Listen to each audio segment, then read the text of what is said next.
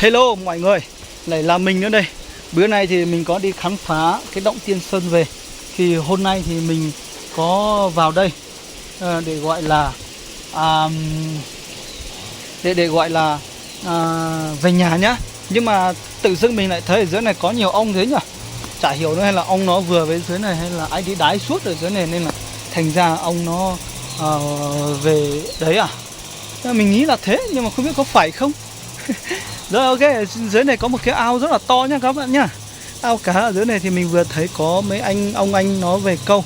Thế được có mấy cái can rô phi thôi. Thì ở đây thì mình sẽ quay con đường về nhà nhá các bạn nhá. Rồi, con đường về nhà thì thật sự thì nó cũng vô cùng là ngon luôn. Các bạn nhìn thấy chưa ạ? Ở đây nhé. Các bạn nhìn thấy chưa? Nhìn thấy mấy cái con gà này chưa? Cái con gà kia mình có thấy là gà chân to nhá.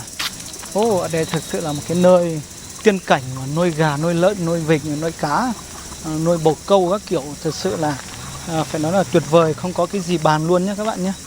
Thực sự là không gì bàn rồi. Cực kỳ là tuyệt vời luôn. Đó, đây là cổng về nhá. Cổng về bên kia mình thấy cả trồng nông sản cực kỳ là nhiều luôn nhé các bạn nhé. Có cả xả một núi xả ở đấy luôn đó. Rồi ok, gà thì thực sự là ngon nha. Cái con gà này là gà hớt xả thì có phải ghê gớm quá không? Gà xào xả ớt. Rồi ok thôi. Thì mình cũng nên quay mình một tí để cho các bạn nhìn thấy mình đẹp trai tí nhá. Thấy chưa, cổng vào này cực kỳ là đẹp luôn. Đó. Đấy là đường luôn nhá. Đây là đường luôn nhá các bạn nhé, đường to luôn. Rồi, bữa nay thì mình sẽ thảo nào có nhiều bồ câu thế nó ở đấy. Nhưng mà không sao.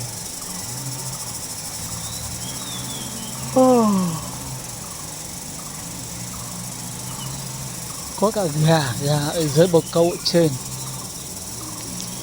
Thực sự là cũng ghê gớm quá các bạn ạ.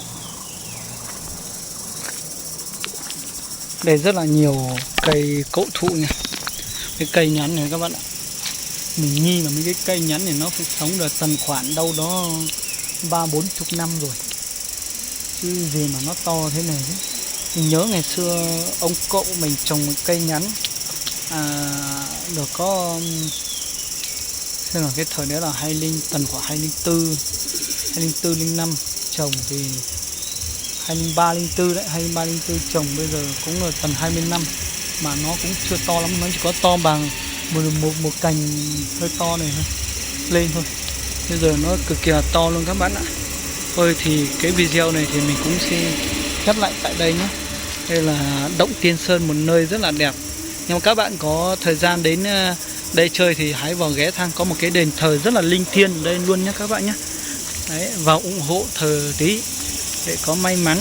Nếu mà ai tin vào tâm linh nhiều á, rồi thì mình sẽ